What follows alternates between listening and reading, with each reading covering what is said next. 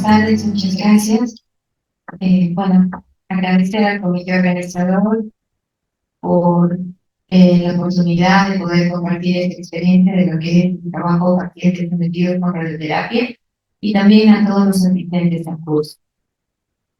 Solo quería aclarar que ya no soy directora de Evidencia desde el 31 de agosto de este año, porque la plaza de Evidencia es convocada en forma por meritocracia, entonces mi designación ya acabó el año noviembre de 2022, pero por temas de que la plaza quedó desierta en los concursos, y bueno, si se ha cubierto, es que me quedé hasta el 31 de agosto. Pero en este momento ya no soy la directora, que es la licenciada Pánico. Ok, solamente quería agradecer. Bueno, sin más preámbulo, tenemos un poco de técnico.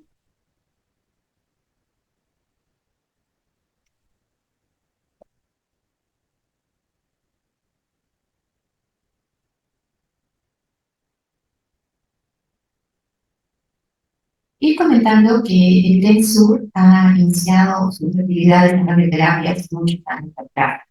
Incluso en el año 2009, cuando se inaugura, teníamos ya el trabajo con radioterapia, pero estaba siendo tercerizado. Es decir, había una empresa privada que se encargaba de esto, que era Oncocer.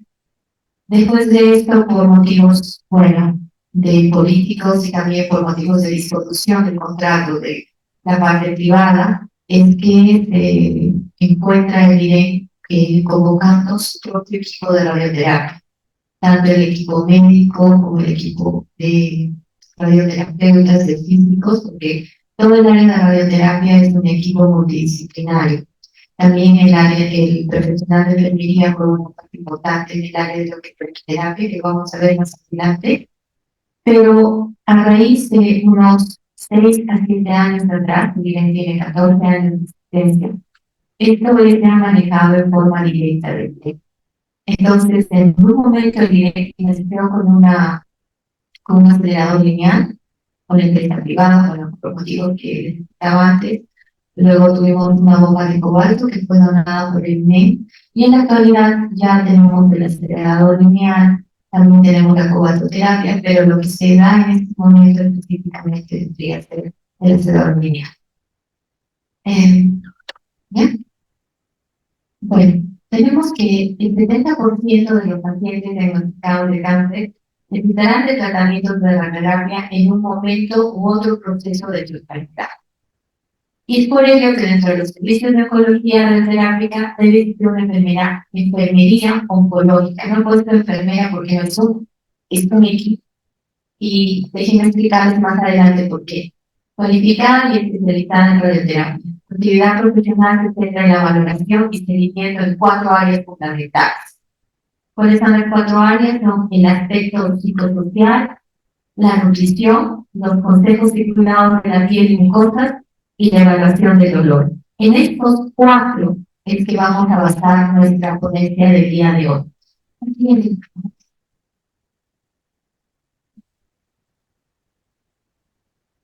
Viendo en la primera parte, que sería el aspecto psicosocial,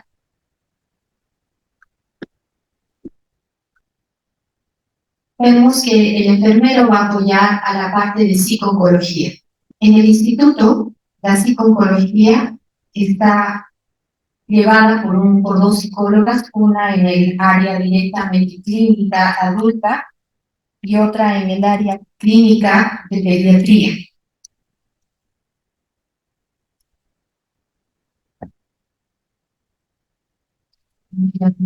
Técnicos sobre la persona, la ponencia dice el aspecto psicosocial habla de que el enfermero apoya la labor de la psico-oncología. ¿Por qué? Porque el paciente, como vimos aquí adelante, hablamos de estas 4 partes, ¿no? El aspecto psicosocial, la nutrición, consejos y cuidados de la piel y mucosas y la evaluación del dolor. Entonces, retomando todo esto, la parte psicosocial es la parte cuando el paciente es su estado emocional y su forma de relacionarse con los demás pacientes, con las demás personas, con su familia, con sus compañeros de trabajo, con todo su entorno. El especialista es un especialista, es una psicóloga especialista en oncología, quien lleva a cabo todo esto. En el INESU tenemos un club que se llama el Club del Paciente Oncológico, que alberga no solo a pacientes que hayan sufrido una determinada patología, como por ejemplo el mama, alberga a todos, ¿no? A todos aquellos que quieran asistir. Y esto los inserta de alguna manera dentro de la sociedad, aparte de la consulta privada que imparte la psicóloga. Estos dos psicólogos que trabajan no solo con adultos, como les decía, sino también con pediátricos, con pacientes pediátricos. Esta parte para el paciente es importante porque el paciente sí está enfermo con cáncer y la gente une el tema del cáncer, lo que es cáncer. Realmente no es así. Hoy en día tenemos lo que nosotros llamamos tiempo de sobrevida. Un paciente cuando tiene un diagnóstico de cáncer, entonces desde ahí se empieza a contar su tiempo de sobrevida. Depende del estadio, depende del tipo de cáncer, de muchas condiciones, pero si el paciente es tratado adecuadamente, podemos hablar hasta de una curación. Y luego, después de que termina su tratamiento, lo que se hace es un seguimiento de que, determinando después de 5 años que está curado y cambiando el seguimiento de 2 veces al año por una vez al año. Luego, el otro tema vendría a ser la nutrición. El enfermero apoyará la labor realizada por el nutricionista. En el nivel sur tenemos un equipo de nutricionistas que se encargan no solamente de impartir las dietas para los pacientes, sino también de dar la consejería dietética al paciente y a la familia. Entonces el paciente está cubierto de esa área. ¿Qué tiene que hacer el enfermero? Apoyar esta labor. ¿Cuándo? Cuando el paciente está hospitalizado, cuando los familiares vienen, cuando nosotros tengamos alguna pregunta, nosotros tenemos que reforzar lo que nos dice el nutricionista. Sabemos mucho que para los pacientes oncológicos va a estar restringido definitivamente los alimentos crudos, las ensaladas que no estén cocidas, la fruta también se pide que estén cocidas. ¿Por qué? Por el tema de la mucositis y por el tema también de su inmunodepresión y su facilidad para poder contraer infecciones que normalmente para otro tipo de personas no se. También se recomienda mucho que la carne sea saludable y especialmente se recomienda la carne de pollo. Sí, se restringen las carnes rojas, pero sí se les da dietas altas en proteínas. ¿Ok? ¿Por qué? Porque es un paciente que consume mucho. O sea, su cuerpo consume mucho, pero necesita proteínas. Entonces, lo que hacemos nosotros es reforzar esto. Lo tenemos que saber definitivamente, pero el especialista es el nutricionista. Luego, vamos a ver qué es la radioterapia. La misma palabra proviene del griego y qué nos va a decir en la derivada de latín de radios. Radio y por parte del griego terapia, tratamiento. Por lo tanto, la radioterapia significa tratamiento con radiaciones ionizantes. Es decir, con lo que viene a ser la misma radiación que nosotros podríamos tener en la misma playa cuando nos echamos al sol, pero estos son rayos específicos. Gammagrafía es una cosa específica, pero el acelerador también tiene una radiación específica, la bomba de cobalto es una radiación específica y eso es lo que vamos a tener, pero van a ser ionizantes. Función de la radioterapia. La radiación penetra en el medio, material, órgano o parte de nuestro cuerpo e interacciona con él pidiendo energía y provocando alteraciones biológicas en los tejidos vivos, especialmente las células cancerosas para su control y curación. La radioterapia puede emplearse como terapia exclusivamente local o regional a través del cáncer en su lugar de origen y el objetivo varía en función de cuándo se administra. Pero los médicos especialistas lo que determinan cuándo y cómo se administra la terapia para que sea más efectiva de su enfermedad, en el tratamiento de su enfermedad. ¿Qué es lo que sucede? Sucede que al igual que la quimioterapia ingresa por nuestras venas y penetra en nuestras células, pasando lo que son las barreras de la membrana celular, algo similar trabaja la radioterapia. Por eso hablamos aquí de alteraciones biológicas. Nosotros sabemos que el cáncer, ¿qué es? El cáncer es un incremento de células que se producen porque el ciclo celular se ha visto alterado. Nuestro ciclo celular está para nacer, crecer, morir, nacer, crecer, reproducirse y morir. Así es como funciona el ciclo celular, ¿no? la anafase de la fase y los demás fases, pero lo importante es que hay una alteración. Y entonces es ahí donde se empiezan a producir los tumores, que cuando son pequeños son más tratables que cuando son mucho más grandes y invaden tejidos. Y tenemos que recordar que los tumores son muy predilectos por los vasos sanguíneos porque de ahí se alimentan. Por eso abrazan grandes vasos como las arterias, como la aorta, y muchos vasos que estén sanguíneos como arteriales que van a alimentar y se van a alimentar. Mientras más vas creciendo, más se van acercando a esos vasos. Entonces la radioterapia va a actuar sobre estas células y las va a disminuir. Ahora, ¿qué sucede? Que lógicamente cuando nosotros nos aplicamos quimio, tenemos limitaciones para llegar a ciertos tejidos, mientras que la radioterapia no. Están reconocidos como tratamientos oncológicos la cirugía, la quimioterapia y la radioterapia. En conclusión, los tres interactúan como un solo. Lo que sabemos es que tanto puede actuar como neoadyuvante como una terapia de inicio. Vamos a verlo más adelante. Pero lo que quiero que me comprendan con todo esto de alteraciones biológicas es que es una función muy similar.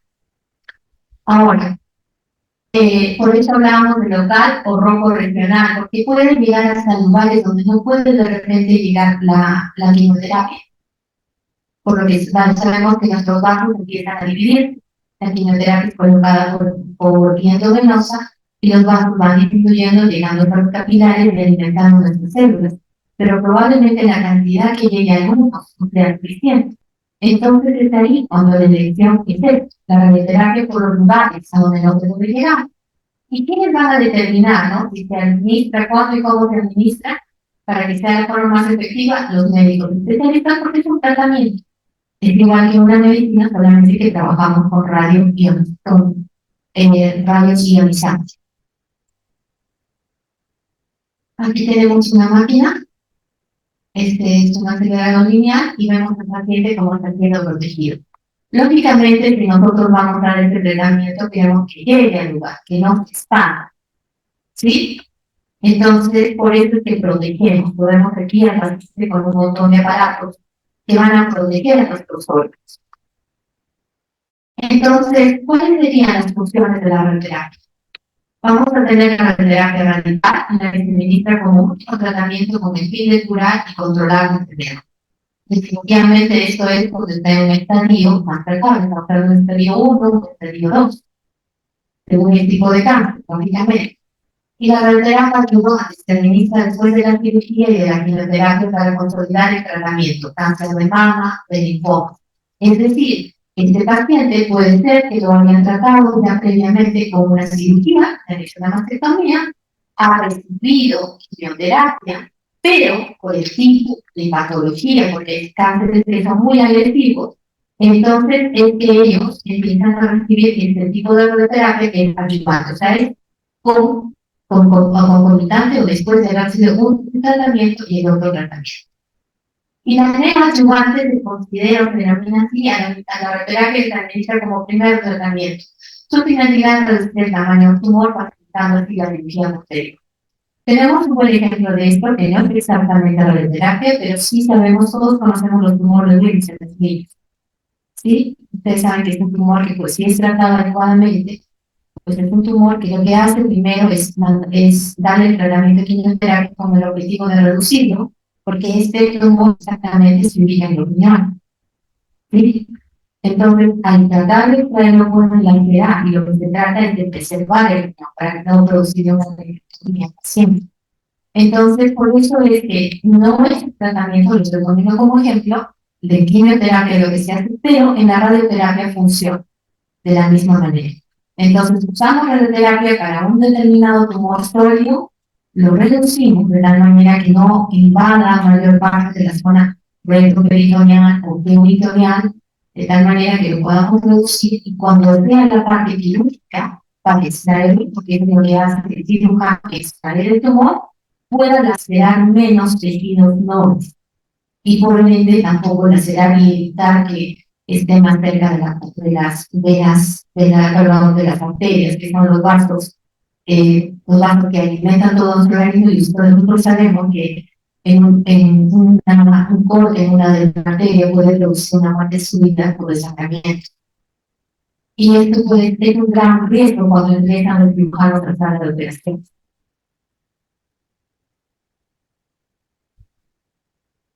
Entre nosotros tenemos una radioterapia concomitante, se administra a la vez que la quimioterapia, mejorando así los resultados en los cánceres de rectos, en las cirugías ginecológicas y en las de otorrino, en la obesidad, o sea, perdón, los otorrinos en las de cabeza y cuello. La radioterapia intraoperatoria se administra en dosis única en el acto quirúrgico, también puede ser en el acto quirúrgico mismo se reciba la radiación directa, es decir, el paciente es llevado hacia el área donde está el acelerador lineal, se produce el acto quirúrgico, que es la apertura, la debilización, se llega al lugar donde está el tumor y es ahí donde se produce la radiación y luego se extrae. Pero lógicamente ahí no vamos a decidir disminuir el tumor, sino es por los tejidos que estén alrededor del tumor para reducir el riesgo. ¿Ok? Radioterapia paliativa es aquella que se administra para el control de síntomas, como por ejemplo el dolor procedente del tumor. Clases de radioterapia, vamos a tener la radioterapia, se puede administrar de dos formas, externa e interna. La externa, la fuente inicial de radiación se encuentra en la instancia del paciente, en los aceleradores lineales, que esto es lo más común. Y la interna, que es lo que vamos a conocer como radioterapia. Y empieza a tener isótopos radioactivos encapsulados que se encuentran en el interior de los tejidos del paciente en cavidades naturales y tienen diversas formas, horquillas, agujas, giros y líquidos terminales de yodo. Y esto es lo que llamamos braquiterapia. Algo que sí es, a diferencia de la quimioterapia, no trabajamos con esquemas. Básicamente, el tratamiento es individualizado y específico y distinto para cada paciente. Y aquí quiero contarles mi experiencia en el INEM en el año 2010. Yo fui enviada, estuve dentro del grupo que el gobierno regional y la JERSA enviaron al INEM para poder traer lo que se conocía como el único instituto especializado que teníamos en nuestro país. Y traer de ahí los protocolos, las formas de atención, la experiencia de los cuidados, es decir, traer básicamente todo lo que era la organización de enfermería. Bueno, en esta experiencia yo roté por el área de la arquiterapia, y la arquiterapia ahí es, como les decía, es un centro completamente multidisciplinario. Es un área de como un centro quirúrgico para poder colocar, ahí colocan los protectores, colocan como, según sea el tipo de cáncer, colocan unos protectores internos, que colocan la misma parte del tratamiento, parte del procedimiento que se colocan los dispositivos internos y que funcionan como protectores, y para eso es como una cirugía. O sea, hay una enfermedad circulante, una enfermedad instrumentista, es un procedimiento que no se hace con DAN, se hace con DAN, con desinfección de alto nivel, y especialmente esto en los casos de cuello uterino, porque ustedes saben que las cosas no es necesario, las cosas que existen, todo lo que son horas, pero se utiliza el DAN, y toda esta colocación es un dispositivo como un acto libre. Luego, después de esto, viene el tecnólogo médico porque toma una placa para ver si estos dispositivos están colocados en el lugar correcto. Después de esto, actúa un físico, hay un físico en el equipo que se encarga, como les decía, como lo dice ahí, el tratamiento es individualizado. Entonces, este físico, viendo el tipo de tumor, lo que pide el médico, o ellos calculan la cantidad que tienen que emitirse la maquinita, que es como un pequeño robotito con su cerebrito encima. Ellos tienen que emitir esa cantidad de iones y de rayos, ¿no? De radiación. Y la paciente es llevada después de todo esto, después de haber sido verificada por medio del arco en C y las imágenes que están los dispositivos en el lugar correcto. Después de que ya se ha calculado el físico, ya ha hecho el cálculo, todo, la partita que van exactamente eso lo que es otro, porque ha sido colocado internamente, se conecta a este robotito. Y es ahí donde la paciente es dejada sola, porque es todo un cuarto cubierto de plomo y es dejada sola mientras recibe la radiación. Termina la radiación y se hace la disposición. Y luego después de eso la paciente es llevada a una pequeña área de recuperación. Vamos a ver qué piensan los pacientes luego después de haber recibido eso.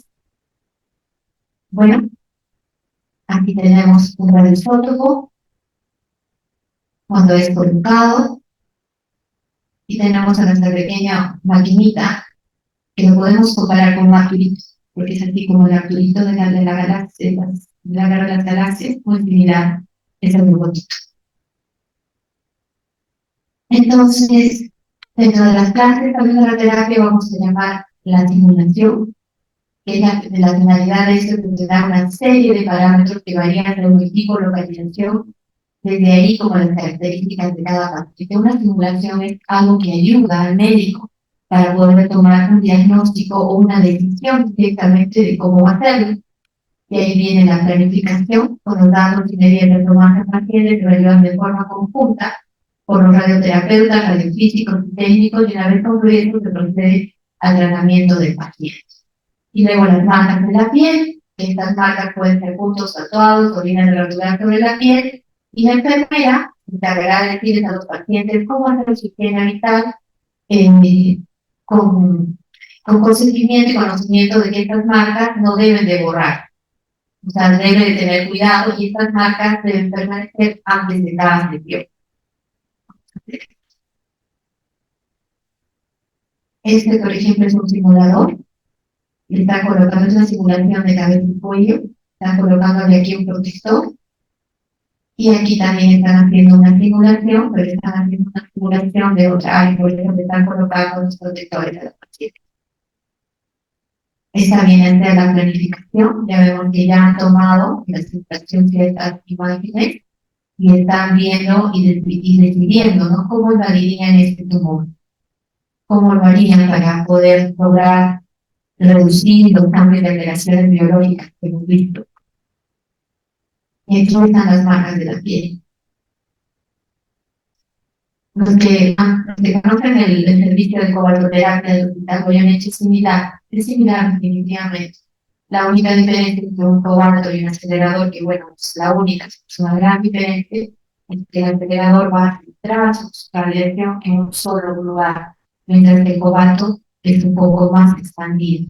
Entonces la probabilidad de dañar más órganos aledaños es mucho mayor. De ahí, las máquinas de tratamiento están ubicadas en salas llamadas búnkeres, pueden estar hechas con hormigón varizado, recubiertas de plomo. Los búnkeres son así, como los imaginamos, como un búnker de guerra, porque realmente la radiación puede ser muy fuerte, e incluso los del equipo que trabaja allí también tienen descansos por radiación. ¿Ok? Y desde el exterior se vigila al paciente con circuito de televisión, ¿sí? Igual que la tomografía, el paciente está ahí dentro y nosotros vigilamos cómo está, se le habla desde allí, que no se mueva, que esté tranquilo. ¿Por qué? Porque lógicamente tiene que recibir las radiaciones del paciente. Si algún personal lo acompaña, lógicamente va a tener que recibir la radiación, porque por eso es necesariamente imposible que haya una persona con él. Y todas las máquinas están destinadas a entrar a radiaciones ionizantes estandarizadas por ley a controles de castigos de la garantía y calidad del tratamiento radioterápico. Todo esto, todo tratamiento radioterápico, todo pertenece a una asociación y aparte de eso, todo está regido a nivel internacional. Saben que aquí en Perú todo pertenece a una red internacional, que son ellos los que dirigen todo esto en relación a lo que es la radiación o la radioterapia, la radiación terapéutica para los pacientes. Bueno, aquí tenemos esta sala de telemonitoreo y aquí el paciente recibiendo su radiación, está siendo acomodado antes de ser Entonces aquí está el profesional sentado con los televisores y dentro está el paciente recibiendo el tratamiento. Esto es lo que el paciente se pregunta. ¿Evito la gestión después de recibir la dosis diaria? No, de ninguna manera. Puede salir fuera de la radiación ionizante y el paciente puede hacer su vida habitual y familiar. Es lo que se ha aprendido hoy en día, por las dosis que se le da al paciente. Son dosis que ya solamente el paciente recibe esa dosis y luego puede retirarse. Hay algunas revisiones, especialmente en la zona de cabeza y cuello, que sí se le pide al paciente que vaya al baño, que baje 2 veces la bomba y que sus familiares no estén cerca. Ese es en el caso de yodo, en la iodoterapia, ¿ok? Que también es un tipo de radiación.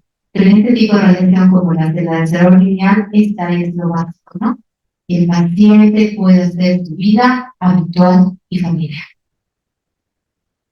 Otro sistema de inmovilizadores, un sistema de coordinación para el tratamiento de cabeza y cuello, lo hemos visto aquí. En estas imágenes.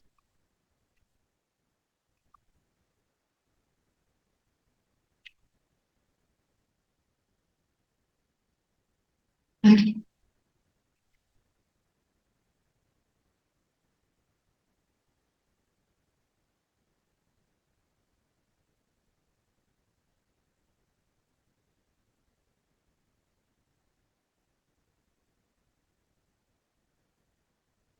Y la duración del tratamiento depende de la dosis que se administre, del número total de sesiones que acudir todos los días, 5 días a la semana, descansando sábados, domingos y fines. O sea, es un tratamiento que debe ser muy disciplinado, por el bien del paciente y por el bien también de nosotros, porque nosotros también tenemos que ser disciplinados en la cantidad de tiempo que nos sometemos a la cabeza. En la radioterapia, el paciente necesita estar ingresado durante el tiempo necesario para el tratamiento y permanecer en la habitación, aunque podría pasar su familia más cercana que el tiempo que le marque el personal de enfermería a su cuidado, no podrán pasar menores de edad y mujeres embarazadas o que crean estar. ¿A qué se refiere esto? Se refiere más que nada al acompañamiento. ¿Ok? Porque tienen miedo, los pacientes tienen miedo. O sea, hay que recordarlo, no es algo normal. Ellos tienen miedo porque firman un consentimiento informado, también saben que les puede dañar, saben que el tratamiento es de lo mejor, pero no puede ser efectivo. Entonces, son muchas cosas que pasan por este paciente. Y nosotros como enfermeros tenemos que tratarnos esto. Tratamos del área biopsicosocial. Entonces, ¿qué hablamos al inicio? El aspecto psicológico, que nosotros apoyábamos, lo que decía la psicóloga. Y una de las cosas que nosotros tendríamos que apoyar exactamente es eso, la parte social, la parte de nuestro ambiente, de tal manera que esto le dé seguridad. Aquí tenemos lo que puede lacear, y las laceraciones que se pueden producir por la radiación.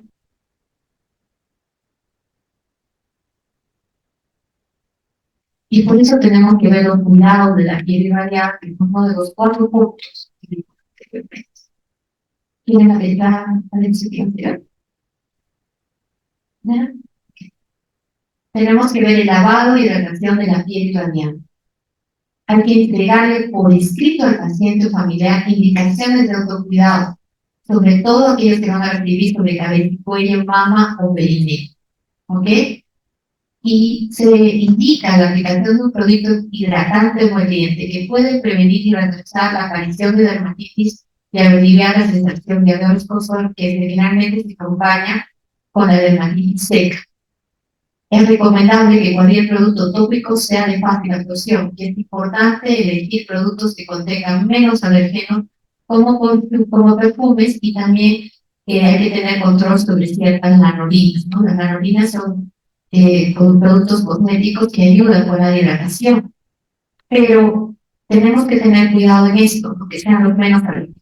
Y sí tenemos que hidratar la piel. Una piel hidratada va a estar en mejores condiciones para prevenir la dermatitis, pero no es que lo vamos a evitar, es que la podemos retrasar y, bueno, probablemente también podamos evitar que aparezca, pero depende de las cantidades de sesiones, de la idiosincrasia del paciente y de muchos otros factores que también están relacionados. Entonces ahora nos centramos en el otro punto que viene a ser el dolor, que es algo que acompaña al paciente oncológico.